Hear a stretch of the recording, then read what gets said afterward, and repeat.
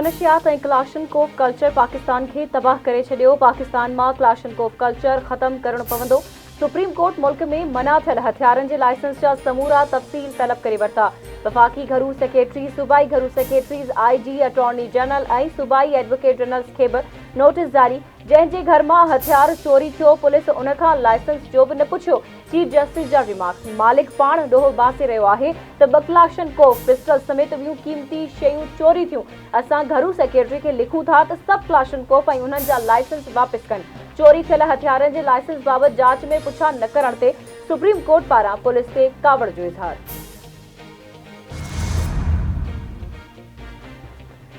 Justice Mazahir Naqvi जी supreme judicial council जी कार्रवाई ख़िलाफ़ दरख़्वास्त जो मामलो।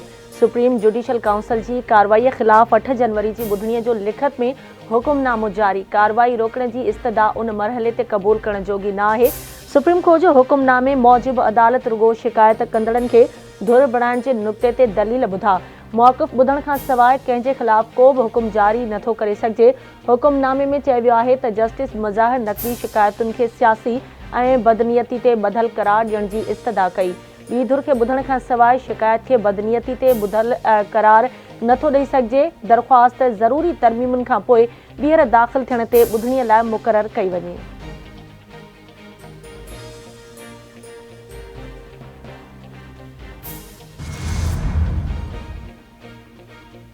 नव मई सानहे जे केसनि में दहशतगर्दी टोड़ अदालत में ॿुधणी। PTI बानी जी 12 केसनि में ज़मानत जी दरख़्वास्तुनि ते ॿुधणी मुलतवी। रिकॉर्ड पेश न करण ते अदालत पारां कावड़ जो इज़हार कंदे समूरनि 12 केसनि जो रिकॉर्ड पेश करण ऐं प्रोसिक्यूटर खे दलील ॾियण जो हुकुम। दहशतगर्दी टोड़ अदालत 20 जनवरी ते प्रोसिक्यूटर खे पेश थियण जो हुकुम ॾेई छॾियो।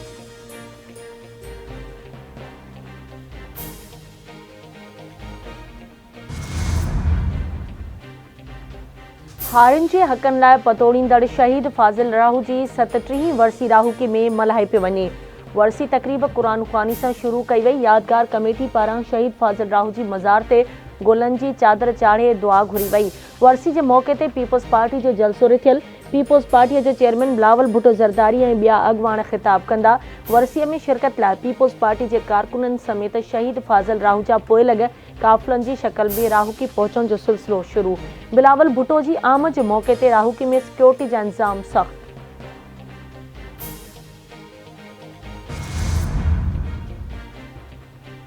गैर कानूनी तरसल परॾेही पाकिस्तान जी सिक्योरिटी लाइ ख़तरो आहिनि। 4 ॾहाकनि खां पाकिस्तान अफ़गानियुनि जी महिमान नवाज़ी कई आहे।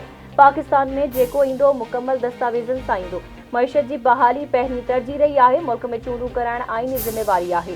निगरान वज़ीर आज़म अनवर हक काकड़ जो परॾेही TV खे इंटरव्यू चवे थो ख़िते जी सूरतहाल में पाकिस्तान जो किरदारु अहम आहे। आम चूंडुनि जी तैयारी जारी आहे। आलमी मुबसिर चूंडुनि जो मुशाहिदो कंदा। उन खां अॻु निगरान वज़ीर आज़म डेविस में अमरीकी सदर जे मुआवन जॉन कैरी, श्रीलंका जे सदर अनिल विक्रमासिंघे ऐं लिबनान जे वज़ीर आज़म निजित मिकाती सां मुलाक़ातूं कई।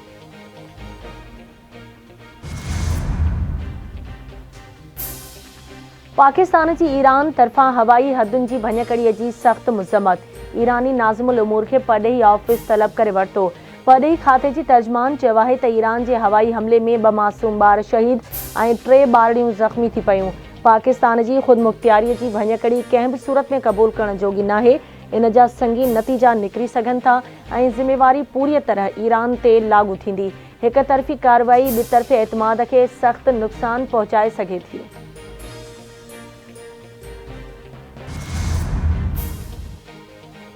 पाकिस्तानी टीम बैटिंग ऐं बॉलिंग में नाकाम। न्यूज़ीलैंड T20 मैच में पाकिस्तान खे 45 रन्सुनि तां शिकस्त ॾेई छॾी। कीवी टीम पंहिंजनि मैचनि मां 3 मैचेस खटे सीरीज़ पंहिंजे नाले करे वरिती। कीवी टीम पारां ॾिनल 225 रन्सुनि जो हदफ़ पाकिस्तानी टीम हासिल करण में नाकाम। समूरी टीम 179 रन्सुनि ते ढेर थी वई। साइम अयूब 10, मोहम्मद रिज़वान 24 ऐं फ़ख़र ज़मान 19 रन्सूं ठाहे पवेलियन मोटिया। बाबर आज़म 58, आज़म खान 10 ऐं इफ्तिखार अहमद 1 रन्स ठाहे आउट थिया। Kiwi opener Finn Allen Pakistani bowlers खे धोए छॾियो। रुगो 62 बॉलनि में 16 छकनि ऐं 5 चौकनि जी मदद सां 137 रन्स ठाहियूं। हारिस रऊफ़ 2, शाहिनशाह अफरीदी, ज़मान खान, मोहम्मद नवाज़ ऐं मोहम्मद वसीम हिकु विकेट वरिती।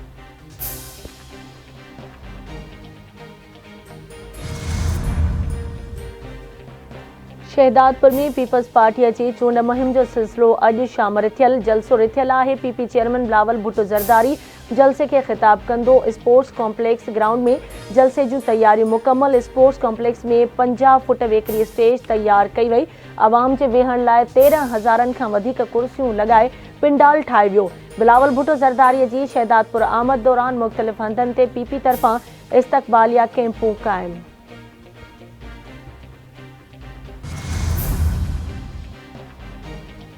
पीपी चेयरमैन पारा तुर्बत में पीपी उम्मीदवार असगर रिंद के घर से दस्ती बम हमले की मुल्तमत। बिलावल भुट्टो ज़रदारी चयो हमले में असगर रिंद के भाउ के ज़ख्मी थियण की खबर दुखोईंदड़ है। असगर रिंद के भाउ की जल्द सेहतयाबी लाइ दुआ गो आहियां। हुकूमत हमले में मुलवस अंसरन के इंसाफ के कटहरे में आणे।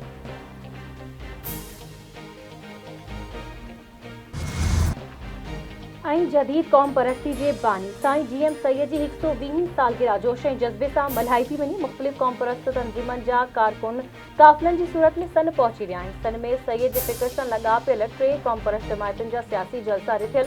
SUP जसकम बशीर कुरैशी और रहबर कमेटी तरफा अलग अलग जलसा कोठाया वा। कौम परस्त जमायतन जा मरकज़ी अगवान अॼु मंझंदि जो सन पहुंची साईं जीएम सैयद के मज़ार से हाज़िरी भरण खां पोइ सालगिरह जो केक काटे जलसन की शुरुआत कंदा।